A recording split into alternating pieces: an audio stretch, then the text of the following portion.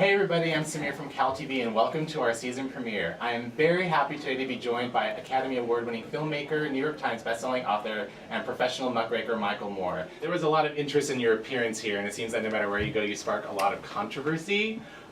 So I was wondering... Oh really? What was the controversy of me being here? Of all places? Of all places. You would think in Berkeley there wouldn't be any controversy. Was there? Well, you know, people consider you very extreme. Yeah, oh really? Yeah, but what's extreme about me? I mean, I personally don't think you're extreme. Yeah, well let's go through what I've done, okay? Okay. All right, 20 years ago I made a movie saying that General Motors was a dinosaur that was going to drive itself and the country into the ground. 20 years later, we see the results of the dinosaur, right? Exactly. Maybe that was controversial to say at the time, but to me it just looks like, you know, accurately predicting the future. Just by reading the facts. Yeah, bowling for Columbine. What's the controversy there? I'm kind of against assault weapons being brought into schools and having students killed. Is that a controversial position? I don't think so, but yeah. Some people who don't agree with you tend to categorize you that way for well, their own purposes. But that's the difference right there, is that they don't agree, which is okay. Yeah. But then comes the demonization. Like, it's not enough just to disagree. You know, it's like, I don't agree with him. I don't think we should have universal health care in this country. Okay, well, let's have that debate.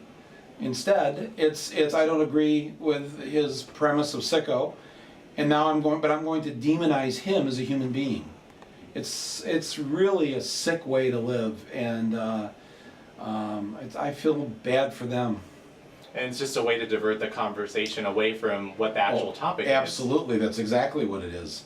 Yeah, because I think they know deep down, if they actually had to debate me on the issues, they would lose that debate. Because they've got to stand up there and say, yes, we think Wall Street shouldn't have to pay any taxes. And we think they should be able to run the economy into the ground.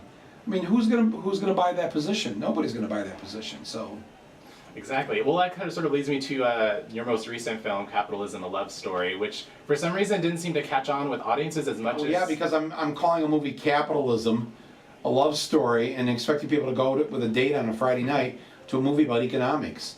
I'm shocked that it's in the top 10 documentaries of all time in terms of box office, considering, you know, I mean, how could you imagine you're down in Hollywood making that pitch? Give me money to make a movie. What are you going to make the movie about? I think I'm going to make a movie about economics, you know, capitalism, socialism. Oh, man, thud, right? Who's going to go to that? Do you think that it was a case of people really not wanting to hear stuff like that? Or do you No, it's because you're going on Friday night to get laid. And it's like, well, how am I going to get laid after taking somebody to see this? I have a little sign I put in the edit room for the editors to remember that when we're making these documentaries, and the sign says, remember, people want to go home and have sex after this film. So, like, don't ruin their night.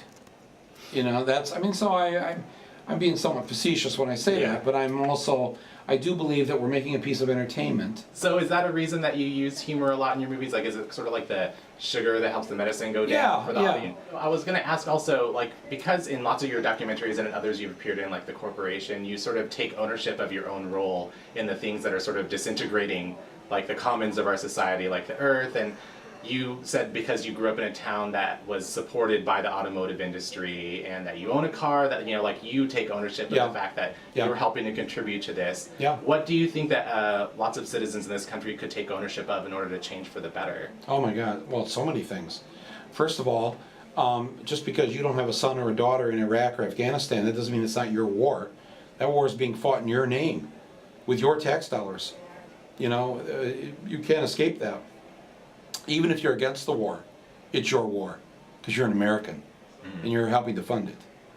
So you have a personal responsibility to stop that war. And I mean, you can take just about any issue and you know, look at it the same way, and that's the way I choose to, you know, to look at it.